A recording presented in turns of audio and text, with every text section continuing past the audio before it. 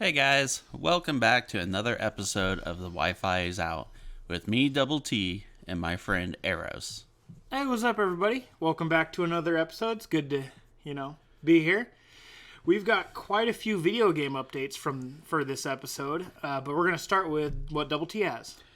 So Pokemon has come out with our first look at the Teal Mask and Indigo Disc, with a total of 7 new Pokemon presented to us. And these are the DLCs for the newest games, Pokemon Scarlet and Pokemon Violet.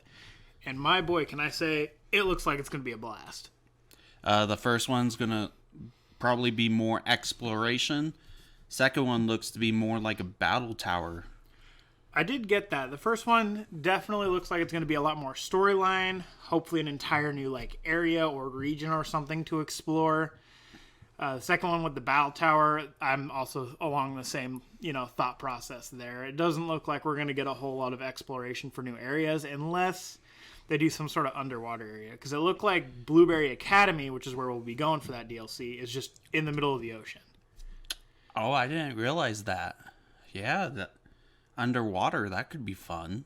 That could be, but it would also limit the type of Pokemon we could get unless you go underwater and we find maybe a cavern or something, since we are kind of dealing with, time travel, quote unquote, in a sense, that maybe you go and there's a cavern that teleports us to a different area or something, maybe. Some sort of underwater oasis. It'll probably be the campus has their own Pokemon that you can go get, and then majority is underwater. It could be. It'd be interesting. I'm not sure exactly how well these DLC are going to go. I'm still pretty hyped. Going to play through both of them. Do you think we're going to get more convergent and regional forms? I really hope we do, because they did not do enough on the initial release. Yeah, it was 2 regionals and 2 convergence. And even then, that's not enough, because we had a lot of new Pokemon given. But the main hype, for me at least, was I was stoked for the conversion in the regionals. I was hoping we'd get a lot more than just 2 of each. I could definitely see them, because there was some, leaks and stuff going through that they were originally going to do Magikarp and Gyarados and make them land-based. And hopefully those will actually become a thing, because I would be so excited to get those shiny. Other than that, nothing yet on what we're going to be getting. I'm more curious if we're going to get more Paradox than just Walking Wake and Iron Leaves. Oh yeah, the 2 new ones that just came out. You want to explain what those are to the people? A past version of Suicune that is more Reptilian is the word you're looking for there. Sorry, Rugrats fan here. I'm now going to call it Blue Reptar. And Iron Leaves, which is a Virizion future form.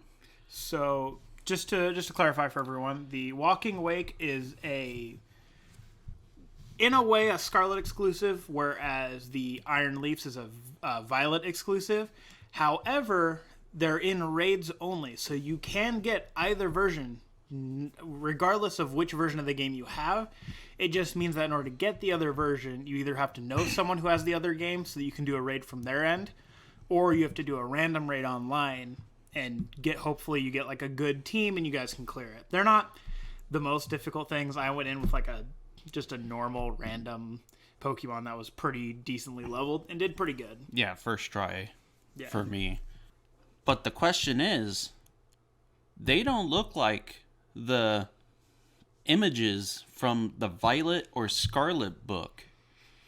Yeah, I noticed that the Violet and the Scarlet book looked essentially, for the Scarlet end, it looked like the 3 dogs merged together into one. And for the Violet book, it looked like the 3 Swords of Justice were combined. Yeah, and it looked really good, but unfortunately, which, we'll end up seeing, but the Walking Wake essentially just looked like Suicune standing on 2 legs, like he was essentially merged with a T-Rex. And Verizon. Iron Leaves. Yes. Sorry.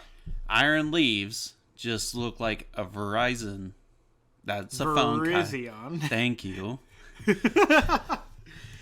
Iron Leaves look like Virizion, but just robotic, sort of like what they did for Hydreigon and Makuhita and Delibird, where they just took the original design and just made it more futuristic looking, didn't add a whole lot to it. So what would you say to getting the Swords of Justice and the legendary beasts as past and future? Those images was just somebody who combined all three because he barely saw any of them. So I could see that. I definitely could see us getting, like, you know, because we already got Suicune, getting Entei and Raikou as, like, past forms, and then the other two Swords of Justice, which I don't know their names. Cobalion Cobalion. and Terracon. Terrakion? Okay, so Cobalion and Terrakion, getting those as the future forms as well. And then potentially, I don't think it was someone that, you know, quote unquote, drew in the book and just combined the three. I'm thinking that maybe originally they were three separate entities, but they got combined through some sort of like process or mutation or past event and created one being that this researcher ended up discovering, maybe. And just, you know, maybe we'll get those three, all six of them essentially through raids. And then there'll be an event where you can capture another one that's essentially all of them combined. Like the two sets of three combined into their own entity, which looks more like the book. That really sounds interesting.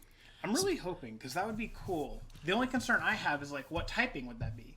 Because you would think it would be three different typings for each one, but that would be the first time Pokemon would introduce three typings, which might be a little busted. Actually, that might be something that's coming. It's being rumored that we're getting triple typings finally. I mean, technically right now, we have triple typings. We have the, you know, any Pokemon has two typings. And then we have the third, which is the Terrestrialized typing. And they could do something like that where it's just, instead of it being a Terrestrialized typing, it's just its third typing. Or maybe the third one will have, like, let's say for the prehistoric one, it'll be Suicune, Entei, Raikou mixed together. They'll do it where, since Suicune kind of seems to be the main theme of what the book Pokemon looks like, it'll be electric fire, and then it terrestrializes into water. Yeah, I could see that. And then they could do something where, depending on whether it's terrestrialized or not, it switches up the moves. I don't know, that might be a little too complicated, but... We could have terrestrialization forms. That could be interesting. Kind of like Megas. Wouldn't be that far off. I think that would be overcomplicated, but I could definitely see Pokemon doing something like that, like giving it its own, like, you terrestrialize the individuals and they become a separate thing, or what do you mean exactly? Either the Pokemon get new forms, or we get special hats for certain Pokemon. For example, Pikachu, which is their favorite, gets a Pikachu hat. I can't, man. I really want to agree that that's a good idea, but I would be so upset if they decided to start releasing Pokemon that are like, this Pokemon has only this hat, and good luck getting any other Pokemon with it, because we only release these raids once a year. That's what they did with Gigantamax at first. Yeah, but how well to be fair, how well did that go over with the community? I did not like it. I feel like that's too many time-limited things. Because right now, we're already doing the raids. And for anyone out there that is interested in playing these games and you don't have them yet, or maybe you don't have access to them yet, or whatever, or maybe you have Scarlet or Violet and you want the other one eventually, supposedly, all of these raids that are going on event-wise will come back in the future. It might take them a while to bring them back, but if you don't get Walking Wake or Iron Leaves this time around, which I think it's like a month long that you have to get them, or like 2-3 weeks, something like that. You have a decent chunk of time to get them, and they're really not that hard. You could honestly solo them if you have, like, I think for Walking Wake, you just need an Annihilate level 100, like with some decent moves. And then for Iron Leaves, there was some, I'd have to look it up again, but there was like there was a soloable Pokemon, like anything level 100 with decent stats and like Dark maxed type. out. Yeah, just any dark type, you could easily wipe it out on your own with no issues. But they will be bringing them back in the future. I think it'll probably take, 4, 5, 6 months in order for them to do the rotation, just because they have a lot of events, it seems like, a lot of raid events coming out. But they will be back, which I'm pretty excited for. because I missed my Greninja. And then the other 5 Pokemon, I don't think we have that much information on them, but we usually get more as the DLC is closer approaching. Oh, you're talking about the 5 new ones, right? Yes. 2, what seems to be 2 legendaries, and then 3, like, mythicals, I would assume is what they're going to be referred to as. That or pseudo-legendaries. The dog, the monkey, the bird. And then the turtle and, like, the masked monkey-looking thing. Yep. There will be other original... So we are getting some of the original Pokemon from previous games finally added to the game, which I'm excited for because that means I'm getting my beautiful Vulpix finally in the game because I don't get Absol. I'm still salty. See, I'm more happy about Vivillon. Vivillon? Yes. Why are you excited about Vivillon? I hear there's an event going on with that right now. It's not an event. It's for as long as you have Pokemon and Scarlet and they connect to each other. Pokemon Go and Scarlet or Violet? Yep. Okay, so you connect them together and then what do you do? As if you have friends from all over the world, you can get all 18 different types Of Vivillons? Yes. For all their different patterns? There's jungle, monsoon, elegant. Okay, and then...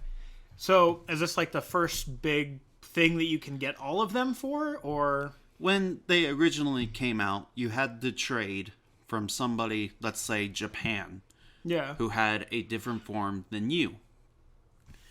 So when this Pokemon showed up in Scarlet and Violet, they added a completely brand new form. You could not get these. So you couldn't get the other 18 forms in Scarlet and Violet. You can only get the new 19th form, which was worldwide, whereas these 18 forms were like regional. Well, except for Pokeball. That was a special event. Okay. So, this is the first time where you could shiny hunt these and have them with your OT trainer name, because some people care about that, which is really exciting. Okay, that's good. So that gives you a lot more to hunt. So why exactly are you hunting all 18 shinies? Because I'm making a living form shiny dex. Oh, shoot, okay. Full every shiny in the game, male, female, the different forms of various Pokemon, everything? Yep. Dang, see, that's impressive. And this will definitely help you get ahead on that. Yep.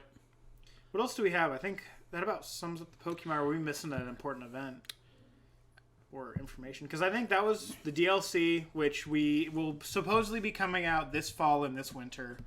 But depending on if they have any delays, we'll see if they delay it to next year. I'm really hoping they don't, because I really want to play through this new set of DLC. I'm not too stoked about what looks like the Battle Arena, but the first set where we're getting a new region, or new area, I guess, because we don't know if it's a new region yet, I'm excited to explore. Well, that ends it for the Pokemon section, but what I do have now is a personal, I'm not going to say addiction, but I've been really playing it a lot this past week, is Sons of the Forest came out. And my goodness, for an early access game, is it pretty freaking well put together. Really? Is it better than the previous one? Yeah, I would say comparatively, comparing Sons of the Forest on release to the Forest on release, it's leagues better. Even looking at the Forest today, after they've done a lot of updates, a lot of refining of the game, it seems like they took the original concept of the Forest and all the input that the community had and all the improvements they made and put that into work. So when they released Sons of the Forest originally, which it came out on February 23rd of this year, 2023, which was great, and they just improved it by leagues. So instead of being 1 to 4 players now, it's 1 to 8 players starting off, which is outstanding. It's still only, you still have to host a lobby. There's no like public dedicated servers, but they're currently working on that. So you'll get like some frame issues, or if your friend's hosting it, they don't have like the best internet, it'll still kind of lag you out as well, which has been a little tedious. But I haven't had it happen a lot to me and my friends. What about the crafting? Oh my goodness, the crafting's so good. So now, instead of just you still open your inventory, and you'll have a full layout of what looks to be like kind of like a light up tarp where it shows every single item categorized left to right. You can scroll kind of sideways and move your character to see all of your items, because it's a really big area that your inventory covers.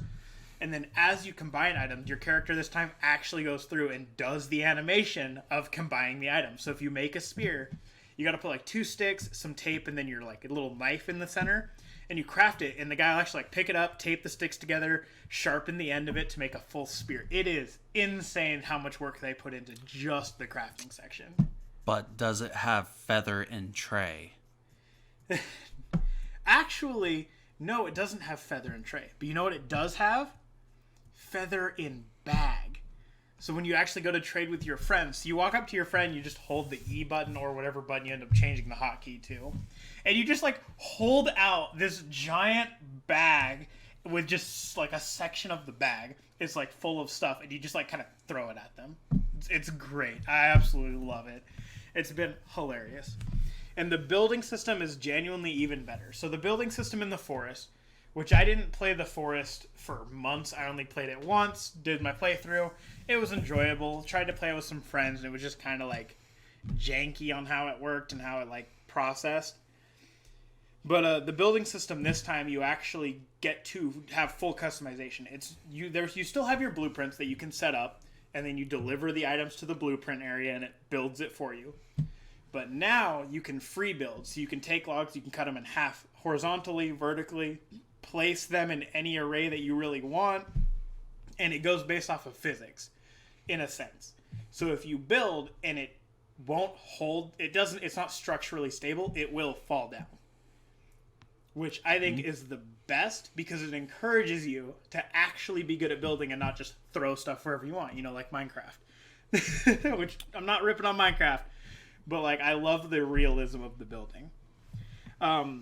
With this new game though, however, they did continue it from the forest. So in the forest, you play as Timmy's dad, and the whole goal is to find Timmy, and escape the island. But didn't that have a multiple choice ending though?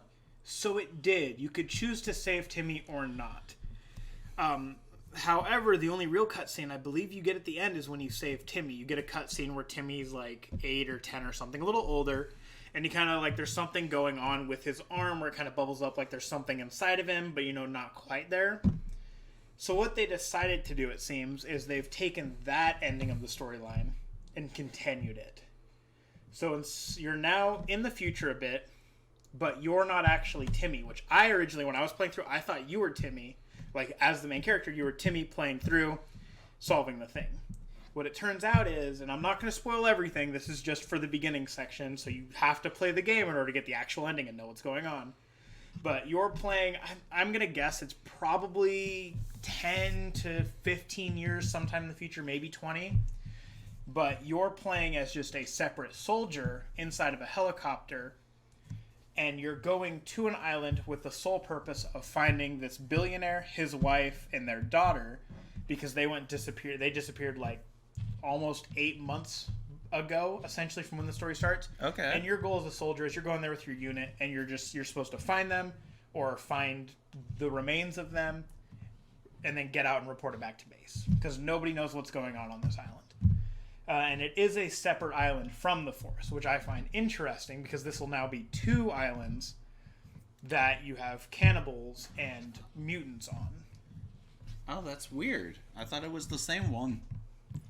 So I thought it was too, and there's a lot in the story to find out about exactly what's going on between these 2 islands, because there's a lot of similarities.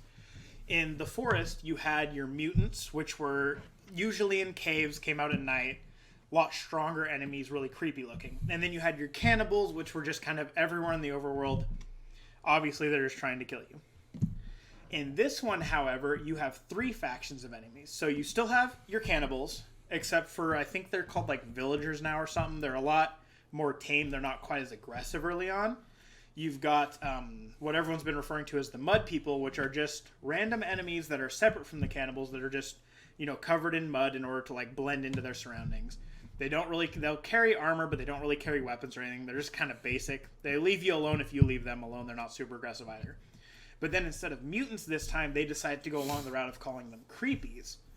They have some similarities between the mutants, like the coloration of the model that they use, the way that they act, and the fact that there are different types of creepies. So you have your basic ones standing on two legs. You have the little babies that kind of come out and like throw themselves at you to attack you. There are a few others that you find later in the game that are pretty interesting and slightly different from the forest, which makes me think that there's a reason they call them creepies and not just mutants. There is, however, the map is huge. Like, I'm not even like trying to downplay or like overplay this or exaggerate. It is a huge map. You have the center is your snow biome, and all around it you have like different varying amounts of vegetation, from forest to kind of like a beach and stuff. And it takes a long time. So right now with the early access, there is a storyline, there is an ending, and there's a lot of traveling in between points. There's a little bit of back and forth trekking, which me and some buddies were talking about. And since you can find a lot of golf carts on the map, we had the idea that if in the future, in order to make it easier for people to travel across the map, because it is long distances, you'll spend like 10 to 20 minutes just walking from one point to another in order to get to a certain point in the story. Oh. And it wasn't bad because there was a lot of side exploring we did, which made it a little more enjoyable. There's a lot of resources to collect. But after a couple playthroughs and stuff, it becomes a little tedious when you're just trying to get from point A to point B because you've already seen everything. But if they allow us to eventually, even if it takes a while and you have to invest like a lot of resources into it, to basically take one of the golf carts and fix it, and then maybe make future adjustments to make like better wheels in order to go like uphills and stuff, adjust the engine so you can go a little faster or a little slower depending on if you're trying to go over rocks or just over flat land. Think that would be a great idea. Whether they'll actually do it or not, it's not seeming too plausible yet, because there doesn't seem to be any sort of golf cart that they've put into a location that seems to be essentially out of the ground. A lot of them are just like half buried or completely broken down. So we'll end up having to wait and see that. But it sounds fun. Yeah, it's honestly been amazing. There's tons of new weapons. So there's a bunch of new weapons and some of the weapons from the original game that they brought back. I mean, isn't it just axe, shovel? No, it's not. So you have your axe and your shovel, obviously, like the previous game. Like, you have your tools. You've got like your flashlight that you can find. You've got your lighter, which is actually new. The lighter's the one you get right off the bat. You get a lighter, you get your GPS system, and you get your tactical axe at the start of the game. The lighter is completely waterproof and actually is pretty good at lighting up the area. You can still make like your torch and your spears in order to have some early game weapons. But they do a really good job at progressing your weapons. So as you do proceed to go through and use the GPS that the game gives you at the start, it actually like marks cave systems and areas that you need to go to, like areas of importance. It'll mark with a separate symbol from caves in order to show you like, hey, this is an area that you need to go. And then when you go there, there's going to be a couple requirements at the start. So you're going to need to get a couple select items from certain caves, which you can find by exploring, in order to essentially open up certain hidden pathways. Because as you progress the story, there's going to be some locks where it's like, hey, if you don't have this item, you can't get through this area. So you need to go, find a different cave, do some more exploring. Wouldn't that be more tedious, though? Honestly, no. I thought it would be, and I will say for the first couple times I ran through, it was a little tedious because I didn't know where to go on the map to get the items. Like, in order to get the shovel, which is one of the mid-game items that you really need to access a lot of the areas, you have to actually do some backtracking to some of the starting areas in order to get the items you need to get to the shovel. And it was tedious, but it made it so that you actually explored more of the game and you didn't just blast through it and get to the end. in no time at all. One of the big things that you'll find out right off the beginning is there is an AI teammate that you get. So even if you're playing alone, like let's say, you don't have friends, or maybe your friends are off for the day and you just want to play it anyway, you get an AI teammate by the name of Kelvin who you help out, who during the beginning cutscene, which I'm not going to spoil it because you really, really got to play it, he essentially can't hear you, so you need to write out notes, and you can tell him to follow you. You can have him stay in a certain area. You can have him gather like stick, rocks, logs, fish for you. You can have him like build stuff for you. He's really, really efficient. The only downside to him is he can't fight for you, which is kind of rough because if you're having to fight a whole horde of cannibals or mutants or something, you're kind of on your own unless you have friends. Does he have a health bar? Do you have to defend him? So he doesn't have a health bar per se, but he can go down. However, once an enemy does knock him prone, you do have a certain amount of time, which I haven't really figured out the amount of time. I would just say you probably have like a minute or two. You can go over, you can pick him up. So you have time if they knock him down, you can go kill the enemies, go back over, pick him up, continue on your way. He seems to kind of heal. He takes care of his own food and water and health all on his own. So as long as you just pick him up and kind of leave him alone, he'll go do his thing. And then that's the majority of what I can say without spoiling the game. Aside from when you start the game, there are 3 separate spawns. So in the Forest, you had 1 spawn, spawned there, started the game. In this one, you actually have 3 different spawns. You have a beach spawn, a forest spawn, and a mountain spawn, which makes the game a little more varied. And it does have an extremely spooky atmosphere. Well, sounds fun. When are we hopping into a match? We're hopping into a match as soon as you buy a computer. You buy the parts, I can help you build it. $1,500. Seems easier just to play on the PlayStation. Ah, man. But I have all my achievements. Maybe we'll look at getting it on the PlayStation for me. We'll see. I really am enjoying it on PC, though. It runs really smooth. Like, compared to any other early access game I played, it runs smooth. Well, is that everything we have for today? Yeah, I think that's it. I hope you guys enjoyed this episode. Honestly, if you don't have either of these games yet, Pokemon Scarlet, Pokemon Violet, or Sons of the Forest, I highly recommend getting all of them because they are a blast. And with that, podcast out. Bye. Bye.